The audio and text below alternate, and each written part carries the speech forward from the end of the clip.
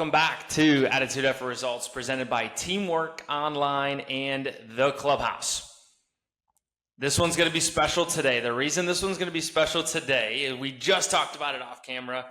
I have a great guest on with me today. He is the first non-sports guest on the podcast. Everybody here has been very sports driven, and so we're going to start to get into the business space a little bit more. There's a lot of individuals who listen that are not going into sports, and so we want to be diverse in who we're bringing on. And today we have a special guest here with us. Ramon, welcome to the show.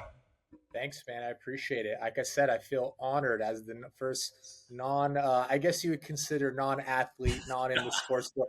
I do know a little bit about sports. So I got friends who play in the league. I got, former NFL buddies. So I know a little bit. I can hang, I think. Hey, I'm not going to lie. I hope nobody else who's been interviewed is listening to this one specifically, because not all of them were athletes. I promise you that. Yeah, they were just in the sports world. Got it. Yeah, just in the sports world. Well, today we are going to talk business. We're going to talk specifically on the real estate side, because that is Ramon's specialty. So I'm going to let him introduce himself with the Spark Notes version. Again, you guys should be doing some research on each of these guests and connecting if you find any value in them. But I'll let Ramon kick it off with a Spark Notes version of his career, and then we're going to dive in today.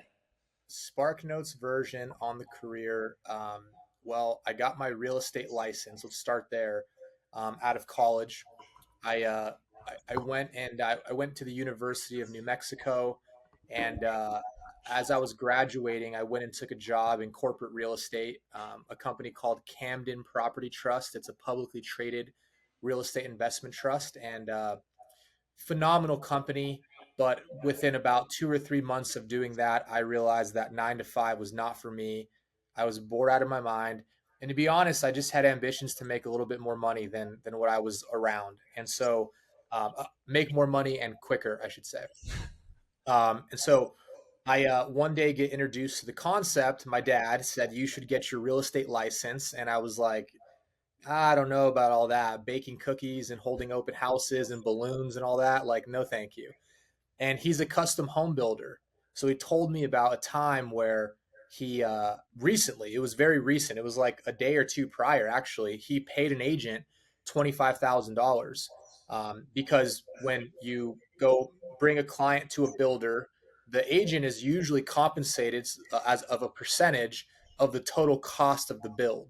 So the build was $1 million, and the agent made 2.5%, which is $25,000. And I was like, I had $250, period, $250 to my name.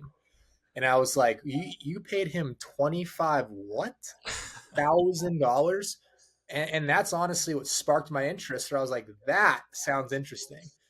And so I got my real estate license in 2016. And yeah, the rest is really history. Ended up starting a brokerage, one of the youngest brokerage owners in New Mexico history, expanded into multiple states, national mergers with larger brokerages, brokerage firms, a part of real estate tech in the prop tech space quite a bit today, and everything in between: real estate investing, fix and flip, buy and hold, multifamily property management. We kind of tried and did it all. So yeah, and that's the quick, short version of the Cliff Notes. I love that. You guys listening today are going to hear a diverse wealth of knowledge from Ramon. He, yes, is expert in the real estate business, but you've also, if I am correct here, a book and a podcast as well. How does it feel to be on the other side of the podcast, Mike? What's interesting is I think our podcast, which was called Battle Tested Business, I probably was at 60 or 70 episodes, and I got a little tired, to be honest. I applaud those who have kept going, because it is work nonetheless. And I actually enjoy being the guest, I think, more than I enjoy being the host. So now I just do a lot of podcasts, and I don't have to do any of the setup. I just get to hang out. So I actually enjoy it. Oh, that's great. Hunter, my business partner and podcast partner, interviewed me once, and it was wild to be on the other side of the camera. I'm like, wait, hang on. I don't have to prepare that much. I don't have to do a lot of background, because like you said, it is a lot of work, and I enjoy that. That is a passion of mine, and bringing guests like yourself on is important because our age, our young audience, young college, young professional age, is wanting to learn from people like you. You talk about real estate, you went through it really fast in terms of multifamily, single family. When you got into the real estate business, what was one of the first things that you did to scale? Because when you started in 2016, you scaled very quickly. And if I did my research correctly, somewhere around you went from 3 people to 60 in 2.5 or 3 years. Yeah. Talk about the scalability that you had in your business and what steps you took to get there. Yeah, it's funny because when we talk about that specific from 3 to 60 partners in our company, it wasn't a technical scale. Like someone would say like systems or give you some type of thing they built out. And really it was none of that. It was it's a pretty basic business model. And the scalable part was the ability to recruit talent to your organization and be able to cast a vision with conviction of a better future with me. That is what became scalable. And the reason it became scalable is because I got super loud on social media about it. This is 2016, 2017. And it not nearly as the landscape is completely different, almost 10 years, 8 years later. But yeah, that's what became scalable. So in a town like Albuquerque, New Mexico, when you're like one of the loudest guys on social media, one of them, you get a lot of attention. And if what you're saying resonates with people and then they come meet you and see your operation or go like, oh shit, this all matches up, then it's you start attracting people to you. And that's what the scalable part was. So and I'll add this too about the recruiting side. I was 24 years old when I opened my brokerage. And so I want you to think about this.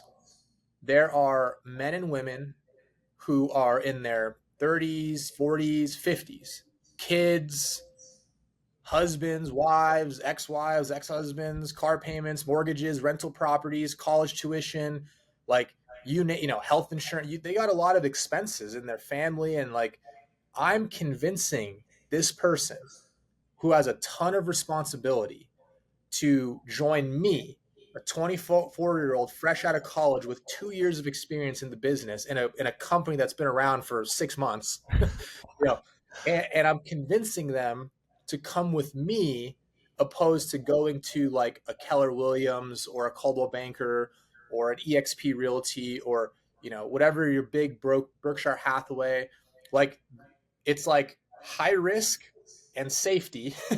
And I'm convincing them to go with what is perceived as potentially a high risk. So what I had to learn how to do was recruit very effectively because I had no choice. Like I couldn't just sit back and people were going to come find me and they want to work with me because I've been around for 20 years. I had no track record. So I had to play a different game. And that taught me a lot about the art of attraction and the art of recruiting. 2 takeaways from that. One, you talked about, which may be one of the most impactful clips that have been pushed off real quickly. You had to sell a dream. And you had to sell a dream to all of these individuals that were older than you, right? That it was a risk. I've heard this before, but what you did as an entrepreneur, and all the listeners out there, as an entrepreneur, you have to have a dream that is so big that everybody who works with you or for you, all of their dreams can fit into yours. And that, at that age, takes a lot of guts, takes a lot of passion towards your dream. If you're an entrepreneur out there, think bigger. Whatever you're doing, think bigger. I have to do that here on the podcast. Hey, I love doing this. What can I be doing to think bigger? We're going through a stadium renovation here in Carolina. We're going to do things that have never been done before. So you can't take a model that the Dallas Cowboys did and like, boom, just replicate it, right? We have to think differently. Can we, I don't want to put any ideas out there because I want to keep my job. But you have to think bigger. So all of the people who work for you can fit into your dreams. And the second piece was the recruitability piece. When you go out and you're looking for people, you're recruiting people, what type of individuals are you looking for your brand specifically? Yeah. Well, you said about like had to sell a dream, had to sell the vision. Like to this day, it's still like I have to do that. And like I think that's crucial. Um, it kind of has varied over the years. I'm going to be honest. My avatar, if you will, like my ideal person I want a part of my company, it has changed over the years. But today, I would say there's probably three factors that I really look for. One is because we're on a sports podcast or sports related podcast, former sports related podcast, is coachability. I mean, that is like number one. The second is empathy. I'm going to get to why that's so important in a sec. So coachability, empathy, and the last one is ego drive. Okay. And I want to explain those last two. Ego drive is perception of oneself that is high. And their ego is strong enough that when things don't go their way, it doesn't crush them. Mhm. It actually makes them grit their teeth and go, no, that's not how this is going to happen. That's not how this is going to go down. Because it's not even about the money. It's literally fulfilling the obligation they feel to reach who they think they are in their head. And there's a very healthy level of ego. So if it's on a pendulum, this is like anything goes your way, it doesn't go your way, you just get crushed and cry and your heart's broken. On the other side is like ego mass destruction, where you're your worst enemy and you're just so egotistical. The best salespeople are somewhere in the middle and they lean more towards this side. So that ego drive is what gets them in the room. It gets them at the kitchen table. It gets them into the conversation. It gets the phone call. It gets the appointment. The empathy is where they close the deal. Mm. The empathy is where the sale is made. And if you're coachable, I can teach you both of those. And what I found with people who are coachable is they usually have strong work ethic as well. The empathy piece is one that is overlooked, I believe, in this world, because empathy is not soft. Empathy is not sympathy. Those are two completely different Yes. terms. Yes. Empathy is way different than sympathy. If you have sympathy, you're soft, especially in a world today where it takes a dog to go out and win. What you're doing and what you're building, Ramon, and we're going to get to that in a little bit, it takes a dog to go out and do something that has never been done.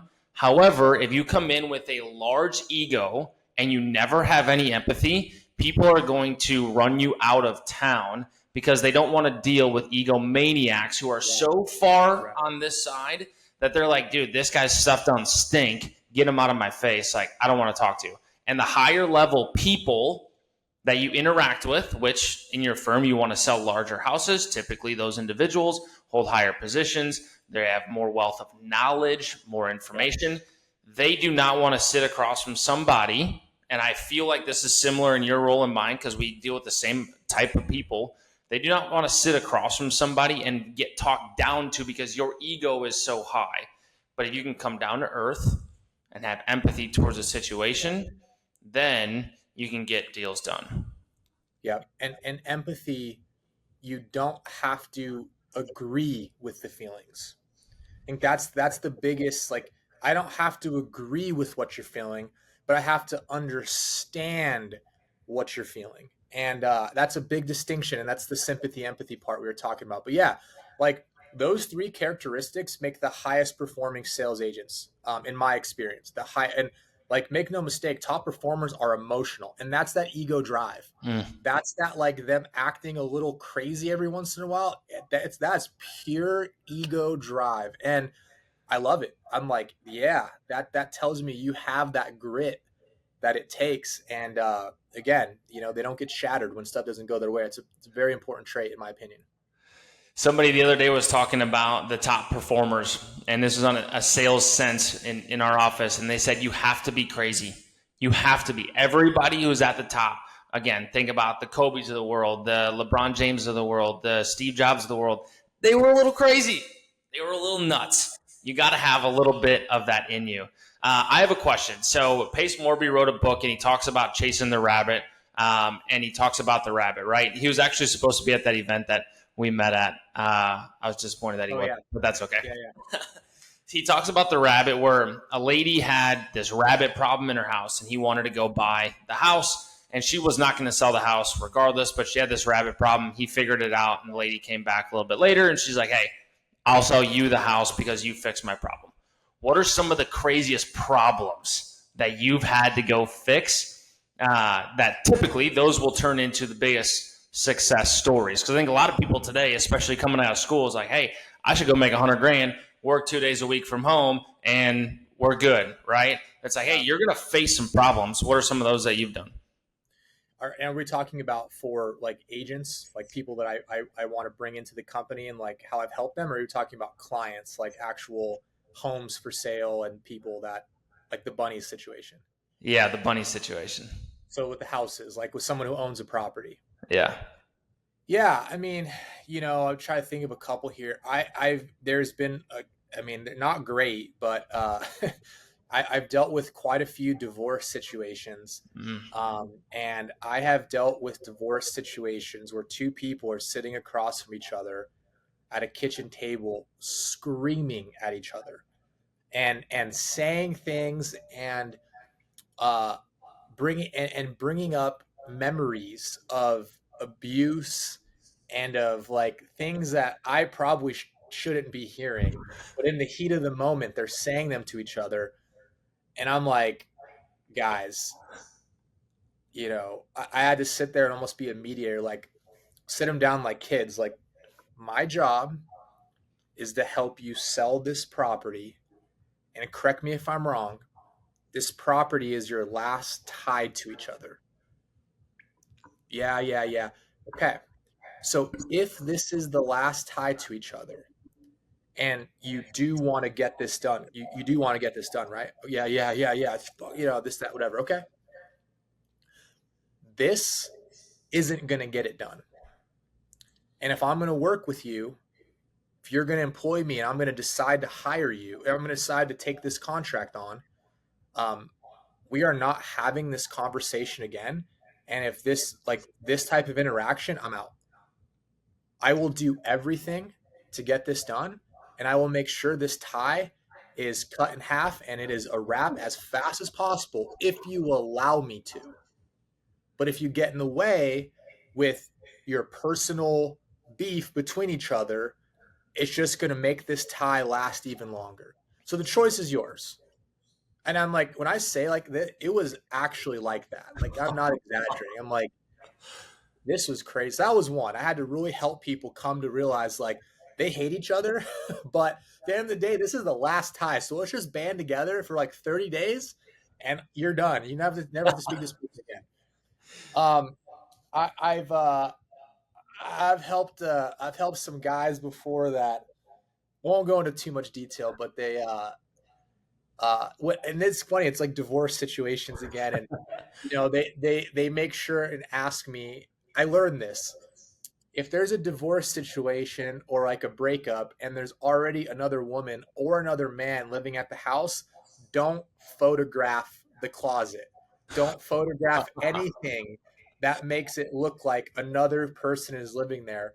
I learned that one time, but then I've helped advise other men, specifically guys, like I'm not going to throw them under the bus, but where I would tell them like, hey, just out of curiosity, I don't know if this is the case, but in my experience, I've learned to sometimes not photograph the closet when there's another gender's clothes that are hanging in there. Is that something you want me to consider? I didn't even think of that. Yeah. Don't take. I'm like, okay, cool, God, and that like builds the trust because it's like, hey, I've done this before. Just little things like that you would never think of.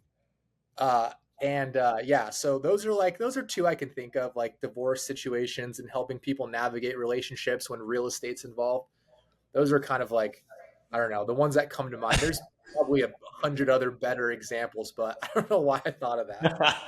I love it. Hey, you got to have empathy towards situations. You don't have to fully understand the situation, but you got to deal with it. Yeah. I want to go into your mindset a little bit.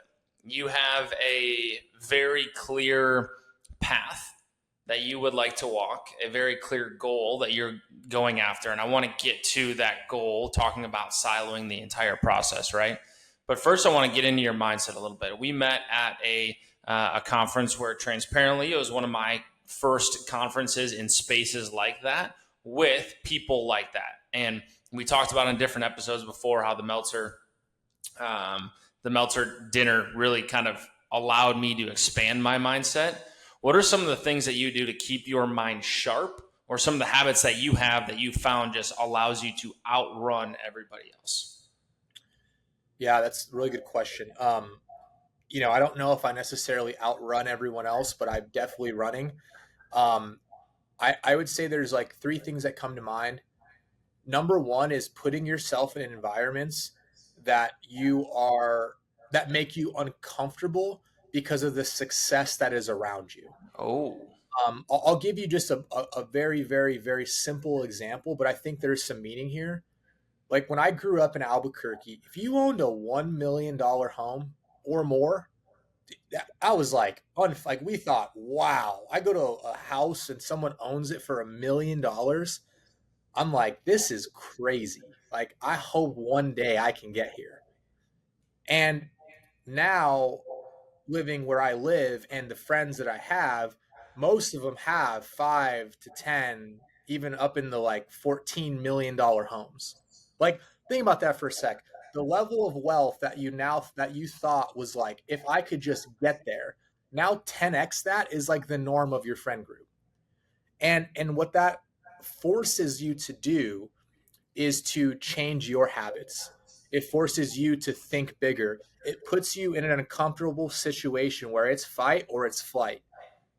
And I think that for me, that's been one of the most. It's like, look, because we're on a sports podcast. When you go and you're playing pickup basketball, there's two courts.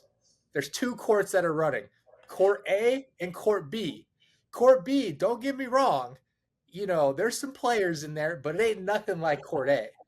You have a choice on which court you think you belong in. And I'm going to tell you right now, if you play in court A, you're going to be a better player overall. This is the bottom line. And so I think about that as one. Um, I would say the other, hang on, pause before you go through. That was that dinner for me. yeah, there you go. That was that dinner. Yeah. The only person that I knew going in there was Reggie, who happens to be will be a big leaguer. He's recovering right now. And I had breakfast with Reggie this morning. Dude, he's such a good guy. He's actually helping my dad and I grab tickets out west when we go, but he's a phenomenal guy. But that dinner was so outside of my comfort zone. I was on a live podcast with David that morning, and he's like, hey, come to dinner. And I'm like, yeah, that would be nice to get in a room with people like that. Like, cool, appreciate the offer. Not going to happen.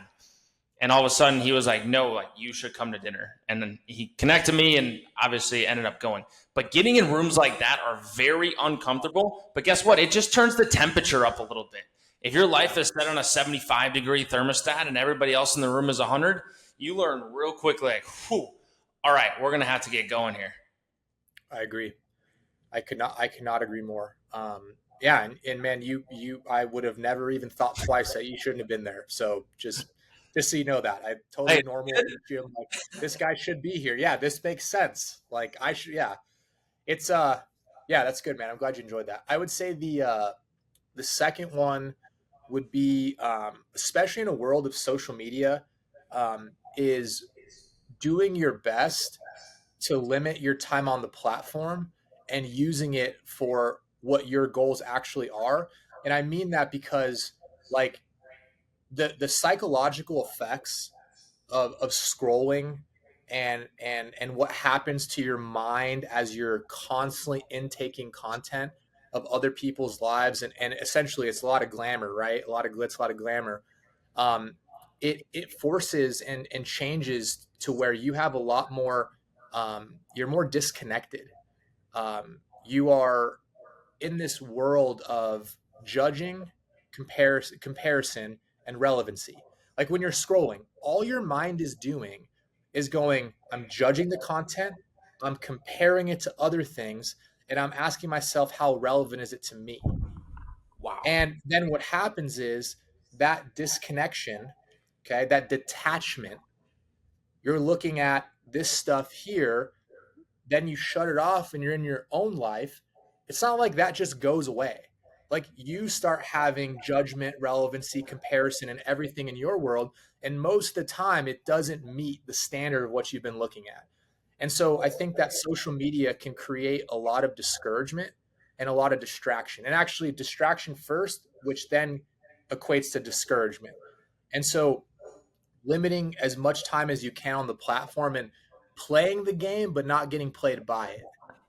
Because in the world of capitalism, the ideal, like for a lot of these companies, is you rent everything you have, you own nothing, and you scroll on these platforms and buy all day long, and that's your whole entire life. That's really the ideal, right? For these companies to make as much money as they possibly can. So just not falling into that matrix. For the companies that want to make money, that's the goal. That's the Right? goal. So Yeah, understanding that we have the smartest engineers in the world putting yes, ads on our phones. yes, The smartest people, the yes, highest paid people are paid to keep us on our phones. yep, And people make more money, which is why you own multiple properties and your partner, I believe, is over 100 doors. Like it is rent is how everybody wants us to consume data and information and housing, all of the above. yep, yep, exactly. So yeah, just like that. If you're reaching for your phone to check Instagram, or you're like wondering why, yeah, it's because you're getting trained to do that. Like that's not, you wouldn't do that normally. You've been trained to do it, and it's really fascinating. But again, I don't want to go down a rabbit hole on conspiracies and all that. But like, you know, staying as focused as possible. And one thing that I think about whenever I'm catching myself, because it happens, I catch myself and I'm like, if I worried about my own shit as much as I worried about everyone else's while I'm looking at all that, like, imagine the time you spend looking at other people's lives. If you injected that same time into value for your own life, chances are you wouldn't be looking at everyone else's all the time. And it's yeah, I just see it all the time, and I try my best to not fall into that. So that's number two. Number three, I would say, is just like, if you can't, in terms of routines daily, so like sleep, nutrition, exercise, if you can't do it forever, don't do it for a day. And Mm. trying to find, everyone's different, but trying to find that rhythm where you can run this marathon for a really, really long time, where you don't have these massive peaks and valleys of productivity and energy and an inspiration, where you can keep more of an even keel for a long period of time, because some would argue that business is more about outlasting your competition than it is beating them that day. So for me, that's been huge, is like figuring out in my world, optimizing it. So it's like, I feel like I could do this 7 days a week for the next 10 years, no sweat. I think that's important because we are a culmination of the habits that we create and the consistency in which we perform them. Yeah. If you create a habit and do it for 2 days, congrats, but nobody will ever know and you'll never get better. We are a culmination of the habits we create and the consistency in which we perform them. I would also say, to add to that, that as I like, you don't, I didn't realize this, and I'm not like, so deep in my career, I'm giving like that old man wisdom. I'm just saying what I've You're learned, just that right? wise. In my, maybe, in my time in business and just life in general now, like, I would almost say life is a game of compounding interest. Like the entire thing is a game. Like, there's a reason Albert Einstein said it's the eighth wonder of the world, compound interest. And that speaks directly to habits. So it's not about like how big of an impact you can make today. It's how many impacts in a row can you make. Mm. And that's that J curve everyone's looking for. But it takes time. And so, yeah, I thought that I've always liked that comparison and that analogy to compounding interest. That's good. The coolest part about these is I get to go back and listen to them way before anybody else does, and I get to steal all the information before it gets released. And so I'll get to do that, and then I'll go back and listen to it a couple more times once it gets released, because this is really good stuff. So I appreciate it. Yeah, Talk me through as we go through, so we understand the mindset a little bit, understanding everybody listening understands where you're at in terms of building habits, in terms of growth mindset. Talk to us a little bit about what you can share about what you're doing with real estate, how you're building a brand. yeah, You have everything siloed underneath. If anybody has bought a house listening to this, you know that you go through like 42 different people to get a deal done, and there's different thoughts or different processes. You're talking to people you don't even know who they are. You're signing documents that you don't know what you're signing. So right now it seems like it's all over the place. So tell us a little bit about again what you can share, where you're going, where the company's going, where the yeah, world is going in real estate. yeah. Are you sure you want to go on this rabbit hole? I want to. Are you Okay, sure? we'll go down it. Yep. Well, first and foremost, if you run a real estate team, you have agents that work with you, you own a real estate team, run a real estate team, or if you know somebody who runs a real estate team, like they need to hear what I'm about to go over. Like for sure, they need to hear it. So send it to your friends, send it to whoever you know. If it's you, listen closely. And I'm always happy to talk offline about this stuff. So the next 10 years, 3 to 6 major, probably publicly traded companies will control a majority of the residential real estate transactions that happen in America. Um, and it's almost like accounting. You've heard of the big four. It's going to be like the big 3 to 6 in real estate. And the difference about what I'm talking about is it's not going to be real estate brokerages. Okay. So I'll give you an example. Rocket Mortgage just acquired Mr. Cooper. And right before they did that, they acquired Redfin, one of the largest real estate brokerages in the country. So these companies are going to buy the brokerage. So the brokerage itself will just be a functionality of the entire ecosystem.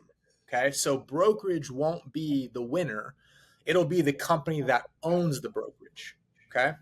So if you think about Zillow, which is probably one of the best comparisons, Zillow is trying to build an all in one ecosystem, meaning that they want every person in America to start their home journey on Zillow.com, which would be their top of funnel. So you come into Zillow's world and it's a giant funnel.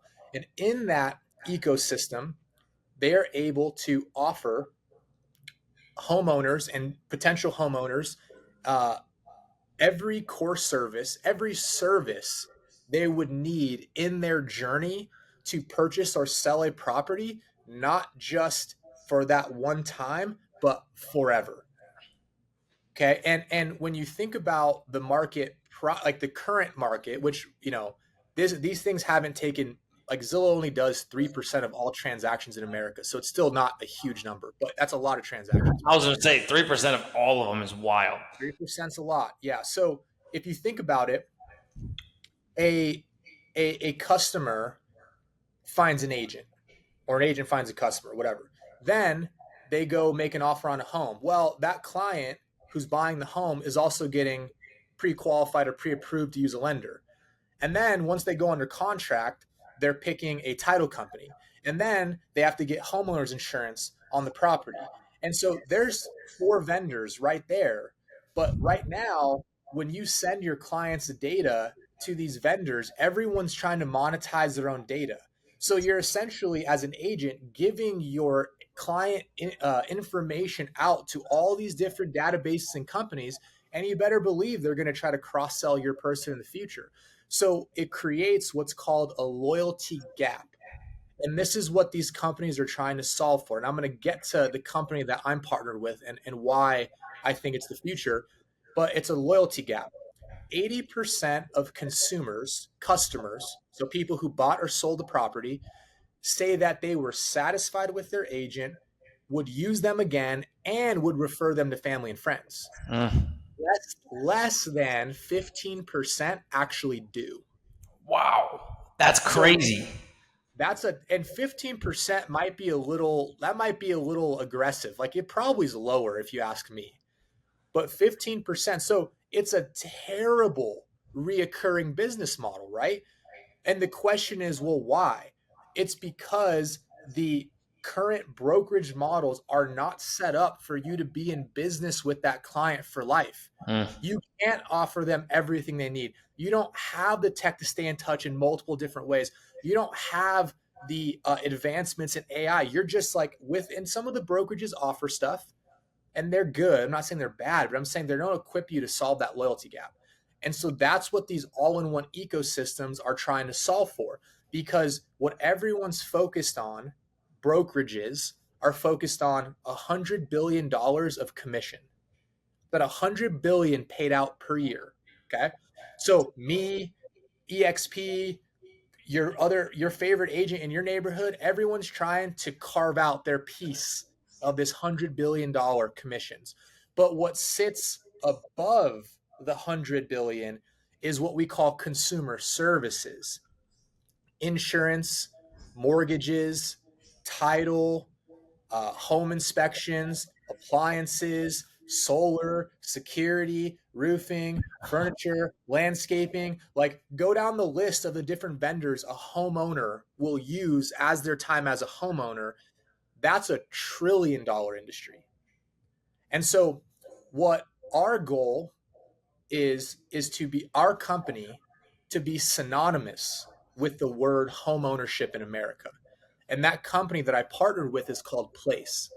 And so Place is also building an all-in-one ecosystem. Okay.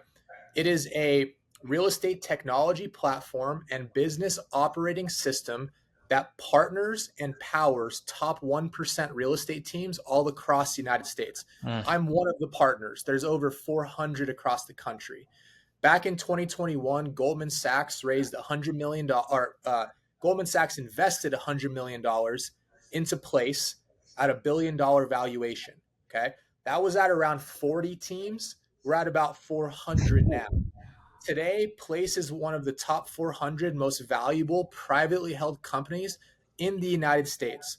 Over 1,000 employees work for Place Corporate. There's over 400 teams and about 4,000 agents nationwide. Wow. It is the largest real estate company that most people have never heard of. And we already own mortgage, title, insurance, so on and so forth. We already are building the all-in-one ecosystem.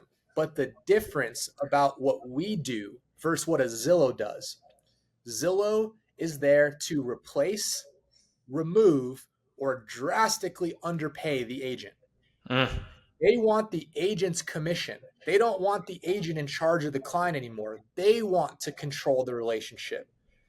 Place is the exact opposite. We believe that agents are the most important person in the transaction and are not going anywhere. And instead of trying to remove, replace, or underpay, we are going to empower the agent and the team locally so that they can provide a uniform brand experience all under one roof, all under one place.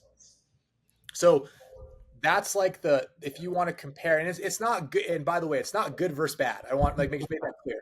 That's their business model. Zillow, it is what it is, but Place is the answer for agents and teams to compete long term in this industry when they're going head to head against multi-billion-dollar publicly traded companies like Zillow, like Compass, like Rocket, and there will be others that emerge. But Place is without a doubt in that conversation. Wow.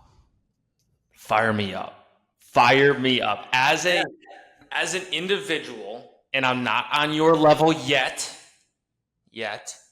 We have 3 properties. Callie and I, my wife and I. Yeah. We have 3 properties. We have not used one vendor twice. Not one. We have 3 of everything.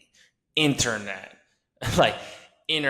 furniture, all the things that you said, we have used 3 different vendors all the way through. And it is a hassle because I have 3 different bank accounts and 3 different logins and 3 different, I'm sending pool service over here and landscaping over here, and it is all over the place.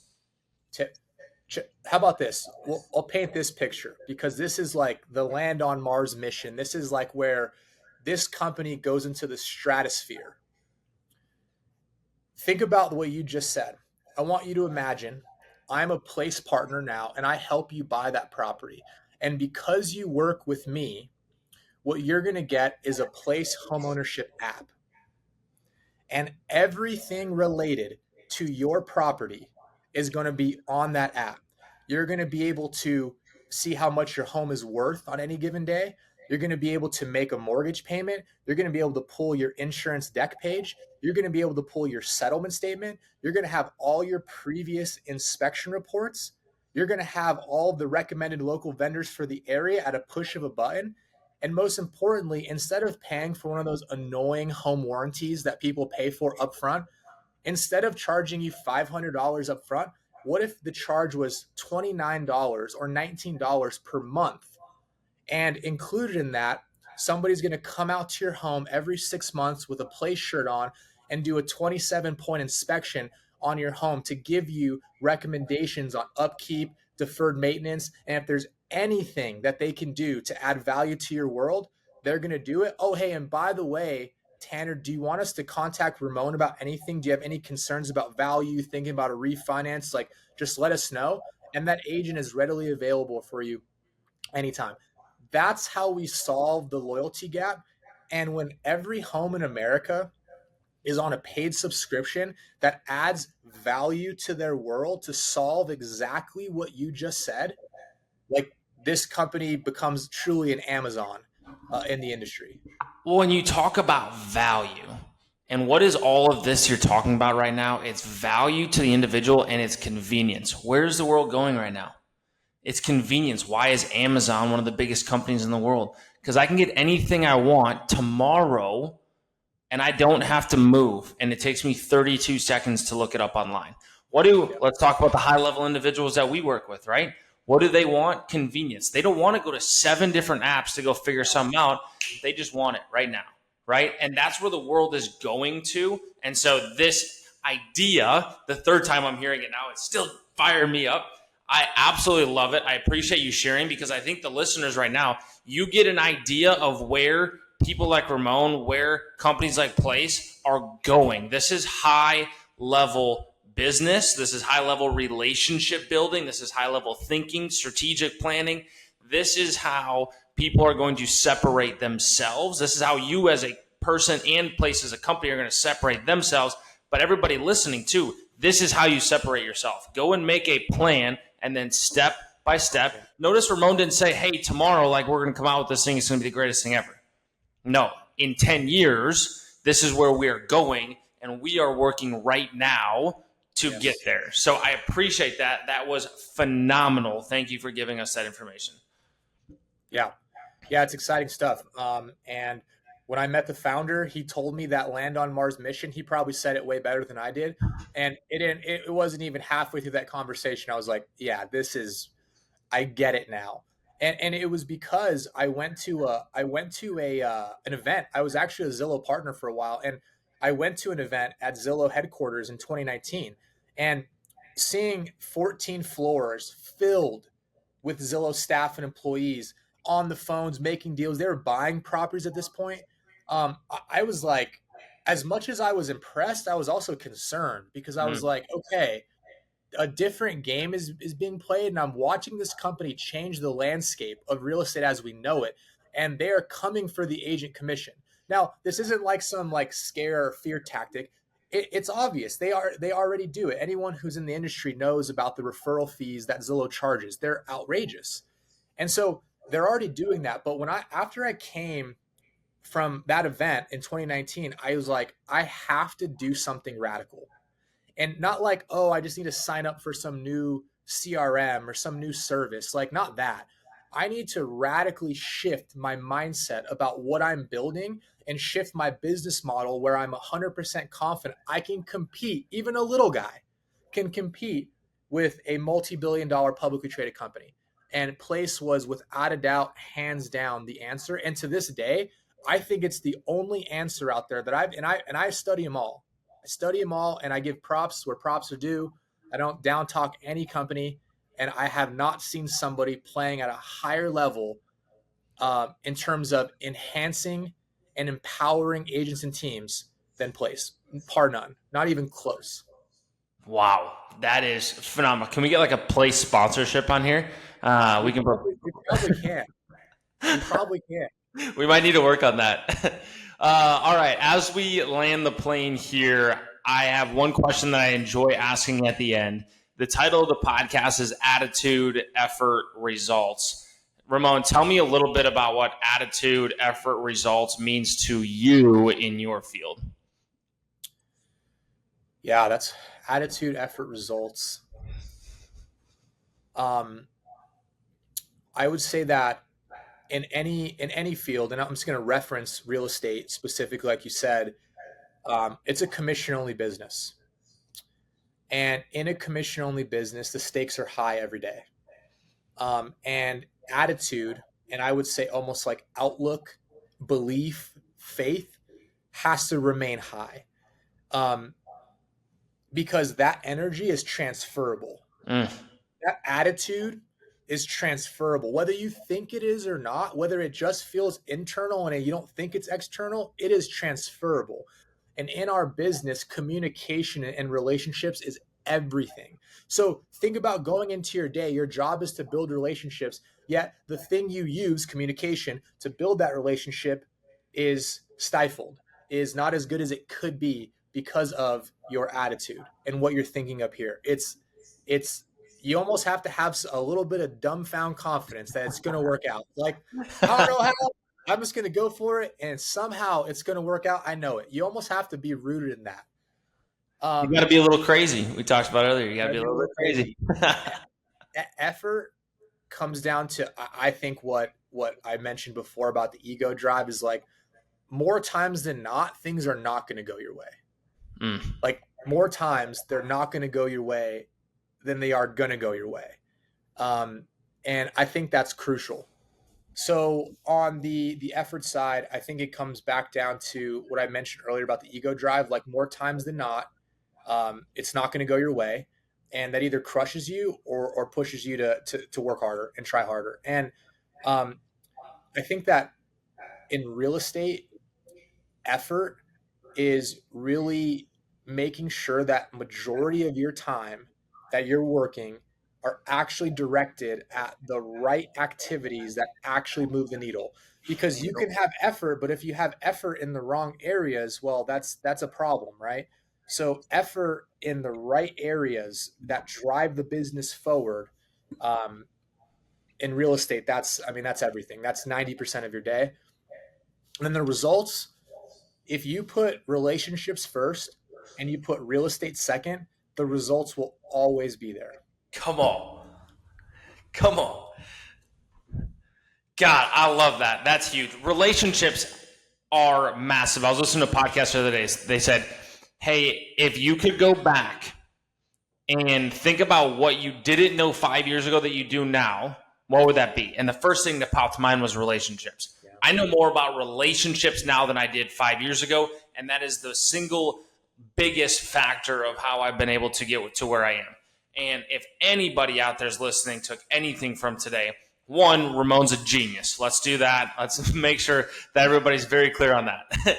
And then two, relationships drive your business forward. They allow you to get in rooms that you don't belong in. I was in one a couple months ago, and that's why I got to meet Ramon and a couple other of his friends. Get yourselves in rooms, create relationships, and you'll be able to learn and grow your knowledge faster than if you would have otherwise.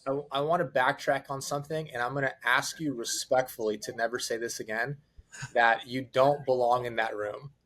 Because I can do that. You absolutely do. You built the relationships. You got in front of the right people. You put in the effort, you started the podcast, you used it as a relationship builder, and it got you into the room that you deserve to be in. So yeah, dude, 100% never say that again. Deal. I appreciate that. Sometimes I need people to tell me what to do. Typically that's Hunter. So I appreciate it being you today. No problem, man. I love it. What else do we need? What else have I not asked you? If you're in my seat, what would you be asking yourself? If you're a college student or a young professional, what information would you like to give them to help them grow their careers? Yeah, that's a young professional, college. Yeah, I think that in I think that no matter what direction you go, because in today's world, we're marketed to, and we're like, it's almost like paralysis by analysis, right? Because there's so many different ways. Like, even just use real estate. I can name 100 ways right now to get involved in the business. And at some point, you just got to start. That's number one. I'd say number two is that look for people who have the characteristics and qualities that you in life that you wish that you desire, that you want. Choose those leaders, choose those people, and lock arms with them. Sometimes people go to these different companies, and for whatever different reasons, and like at some level, it comes down to the characteristics. It comes down to who they are actually as people. And what you find is that those people are the winners. Like, they're the ones who actually win long term. So I think looking for character before looking for clout, or like, things that make you look good. I think look for the right people, lock arms with them, and then just expand your timeline horizon. And patience is not passiveness. Make a very clear distinction. But sometimes I have agents that come into our business and they don't make $100,000 their first year. And I'm like, well, boo-hoo, welcome to entrepreneurship. Welcome to business. Shit doesn't go your way and you get kicked in the teeth. That's every single day. So don't put these unrealistic expectations on yourself only to be disappointed when they don't happen. It takes years to build anything of high quality.